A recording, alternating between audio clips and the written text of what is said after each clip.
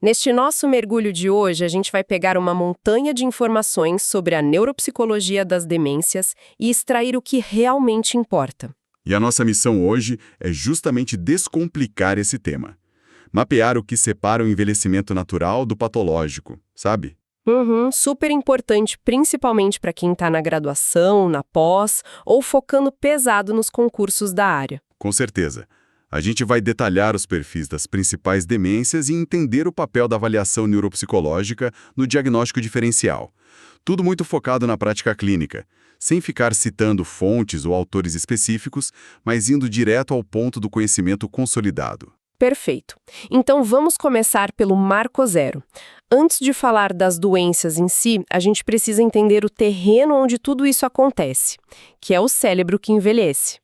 Esse é o primeiro passo. Separar o que é esperado do que é patológico. Lendo o material, eu notei que tem uma confusão gigantesca entre o desgaste esperado pelo tempo e o dano real.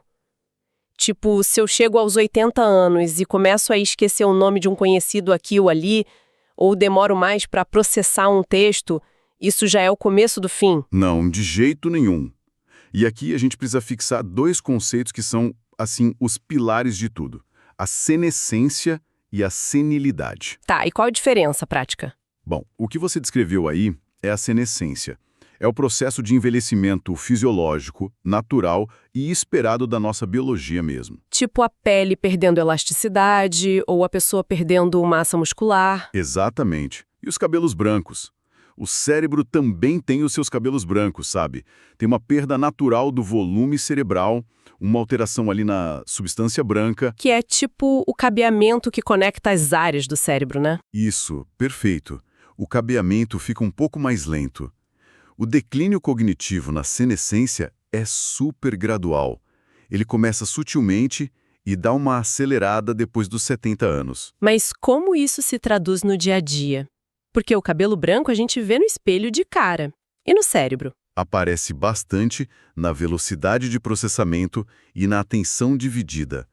A pessoa precisa de um tempinho a mais para aprender algo novo ou para resgatar aquela palavra que está na ponta da língua. Ah, entendi. Mas a chave aqui é que a senescência não destrói a essência da cognição. A inteligência, o vocabulário, a sabedoria da vida, tudo isso fica intacto. É só uma mudança de ritmo. Deixa eu tentar visualizar isso com uma imagem para quem está escutando a gente. Imagina que a mente humana é tipo uma daquelas bibliotecas clássicas, gigantescas, cheias de estantes de madeira. Bela imagem. A senescência seria a poeira que se acumula naturalmente em cima dos livros com o passar das décadas.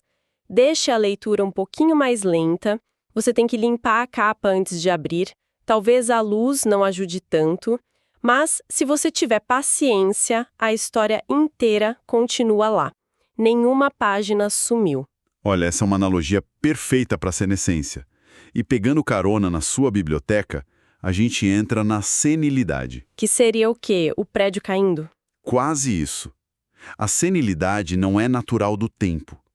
Ela engloba doenças causadas por mecanismos fisiopatológicos que não são comuns a todas as pessoas da mesma idade. É no território da senilidade que moram as demências. Então, na minha biblioteca, a demência não é a poeira. Não. A demência é uma goteira agressiva no teto. Uma goteira que ninguém consertou.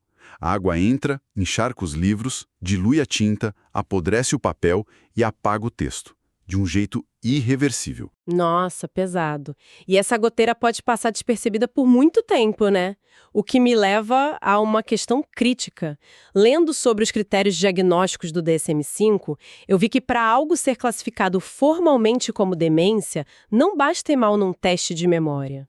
Exato. O termo técnico atual até é transtorno neurocognitivo maior.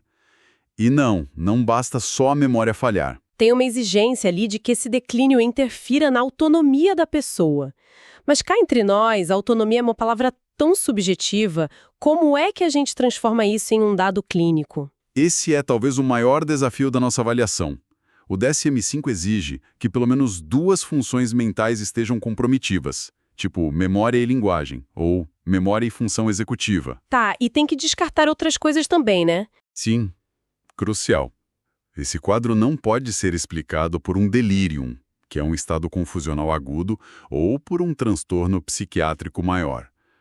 Mas o ponto de virada é a autonomia, o prejuízo funcional no dia a dia. E como se mede isso na prática do consultório? A gente separa a vida em atividades básicas e instrumentais. As básicas são comer, tomar banho, ir ao banheiro. Elas são quase instintivas e costumam ser as últimas a assumir. O que a gente investiga a fundo são as atividades instrumentais de vida diária, as famosas AIVDs. Que seriam as tarefas mais complexas, aquelas que exigem planejamento, certo? Perfeitamente. Pense no nível de cognição que você precisa para usar o telefone, pegar um ônibus, fazer uma baldeação, administrar o próprio dinheiro. Pagar as contas no aplicativo do banco, hoje em dia. Isso. E, muito importante, gerenciar a própria medicação. Saber qual pílula tomar, o horário certo, e não tomar 2 vezes achando que esqueceu. Quando a goteira da biblioteca atinge os manuais dessas tarefas, aí a linha da doença foi cruzada. Mas espera aí, isso levanta um paradoxo que me deixou pensando muito. Se a demência exige essa perda da autonomia prática, como a gente classifica aquela pessoa idosa que senta na nossa frente, que tem perdas cognitivas óbvias, não é só a poeirinha da senescência, mas ela ainda mora sozinha e paga as contas dela? Essa pessoa não está saudável. Ela está numa zona que a gente chama de comprometimento cognitivo leve, o CCL. Ah, é uma zona intermediária então. Isso, é a zona de penumbra. O declínio cognitivo está ali, geralmente focado na memória episódica, mas pode envolver outras áreas. E é um declínio maior do que o esperado para a idade. Só que, e esse é o ponto, não compromete severamente a funcionalidade dela. Entendi. Com muito esforço ou criando estratégias, ela ainda dá conta do recado. Exato. A goteira começou, os livros estão úmidos, mas o texto ainda dá para ler com uma certa dificuldade. E por que é tão vital identificar o CCL? Não dá para só esperar virar demência e aí tratar? De jeito nenhum. O CCL é a nossa janela de oportunidade de ouro. Pacientes com CCL têm um risco altíssimo de conversão para demência. É o momento de agir, né? Sim, é a hora de entrar com reabilitação, ajuste de estilo de vida. E o diagnóstico do CCL é clínico. Não depende só da queixa do paciente, porque muitas vezes ele nem percebe. O relato de um segundo informante, um familiar ou cuidador, é obrigatório. Certo. Então vamos supor que essa janela do CCL passou, a pessoa já não consegue gerenciar o dinheiro e a síndrome demencial está instalada de vez. A partir daí, me parece que o trabalho do profissional vira uma investigação de detetive, porque nem toda demência é Alzheimer. E não é mesmo. E as provas de concurso adoram cobrar essas diferenças, viu? Imagino. O tratamento e o manejo mudam completamente. Vamos desenhar os 4 grandes perfis demenciais para quem está ouvindo a gente? Começando pelo gigante, a doença de Alzheimer. O que está acontecendo fisicamente ali? O Alzheimer é a mais comum de todas. Responde por uns 50 a 60% dos casos. Ela é marcada por uma atrofia no hipocampo e nos lobos temporais. E o mecanismo envolve biomarcadores muito importantes, as proteínas tau e beta-amiloide. É tipo um lixo tóxico se acumulando no cérebro, né? Bem isso. A beta-amiloide forma placas do lado de fora dos neurônios e a tau destrói a estrutura por dentro. E o sintoma inicial clássico? Como afeta o hipocampo primeiro, que é a maquininha de fazer novas memórias, o sintoma número 1 é a perda da memória episódica, dificuldade de reter informações novas. A pessoa pergunta a mesma coisa várias vezes. Mas tem aquele detalhe do gradiente temporal, né? Ela esquece de comer no almoço, mas lembra de detalhes da infância lá de 1900 e bolinha. Perfeito, esse é o gradiente temporal. Só mais pra frente que a doença vai afetar a fluência verbal e as funções visoespaciais. Tá, esse é o Alzheimer. Mas e se o problema não começar na memória? Se a memória tá ótima, mas do nada a pessoa muda de personalidade e o comportamento desmorona. Ou o oposto, né? Fica apática. Sim, uma apatia profunda. E na DFT também pode ter alteração na linguagem, logo de cara. que é a afasia progressiva primária. Nossa, deve ser desesperador. Para a família. E o terceiro perfil, aquele que mexe com a percepção da realidade? Essa é a demência com corpos de Lewy, a DCL. Ela tem uma tríade muito característica. Primeiro, flutuações cognitivas marcantes. A pessoa está super lúcida agora e, horas depois, muito confusa. Como se entrasse num nevoeiro e saísse. Isso. Segundo, alucinações visuais bem formadas. Ela vê pessoas ou animais na sala. E terceiro, o parkinsonismo, com rigidez e lentidão. Certo. Esses 3 perfis que a gente falou são neurodegenerativos. Vão piorando aos poucos, ladeira abaixo. Mas tem um 4º perfil que funciona diferente. É a demência vascular. Exatamente. A demência vascular geralmente está ligada a acidentes vasculares, os famosos derrames. E o início pode ser súbito. Não é uma ladeira, então. É uma escada. Boa imagem. A evolução é em degraus. O paciente sofre um microinfarto, piora. Aí ele estabiliza por um tempo. Sofre outro evento, piora de novo. É um declínio em degraus. Deixa eu tentar fazer um resumão visual usando uma orquestra.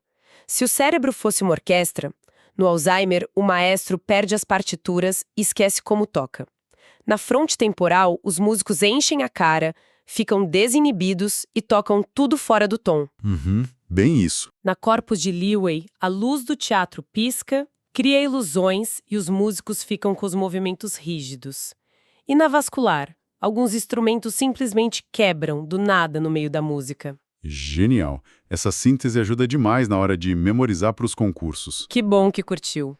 E aproveitando essa pausa estratégica, se você que está ouvindo a gente está gostando desse conteúdo, não esquece de curtir esse áudio, ajuda muito o nosso trabalho. Ajuda mesmo, pessoal. E se quiser aprofundar os conhecimentos sobre avaliação e testes, a gente deixou umas sugestões ótimas de bibliografias aqui na descrição do vídeo. Confere lá depois. Mas bom, voltando para o nosso papo, tem um quadro que é o grande engano da clínica. Um quadro psiquiátrico que mimetiza perfeitamente a demência.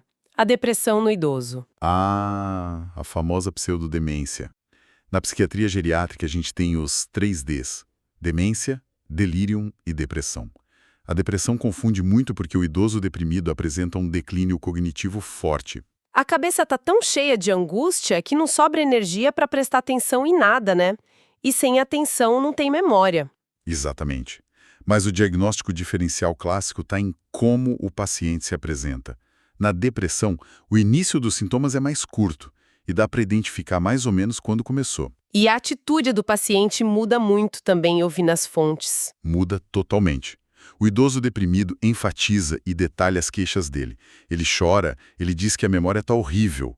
E nos testes ele frequentemente responde um não sei. Falta esforço mental, tem muita apatia. Então quem reclama muito da memória tem menos chance de ter demência. Isso é super contraintuitivo e uma armadilha perfeita de prova.